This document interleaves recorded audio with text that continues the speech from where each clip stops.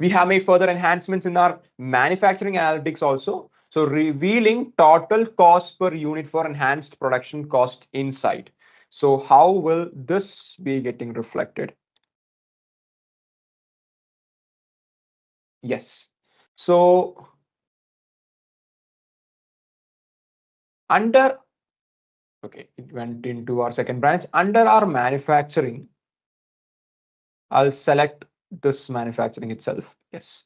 So we had a BOM created for a table 5 into 5 meter one, and the total quantity was 10. The total cost was shown like this. Start date, due date, completed date, everything is present. So under the manufactured items, you could see name, quantity, and total cost was present. Right now we have added cost per unit.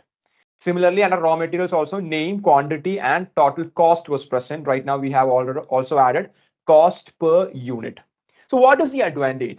So when you have name, quantity, and total cost, and let's say that the quantity is 10 and the total cost is 28,490, then it's very easy for us to calculate the cost per unit because it works in a denomination of 10, right? So it will obviously be 2,849. But imagine if the total quantity was 17 and the total cost was 33,215. We'll have to anyway go, with the help of a calculator only, we'll be able to get the total, the cost per unit.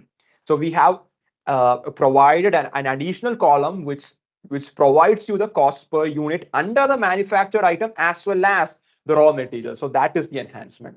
So right now the visibility is clear. You get better analysis from your view of the manufacturing. Yes, manufacturing. All right, the rest of everything is the same itself.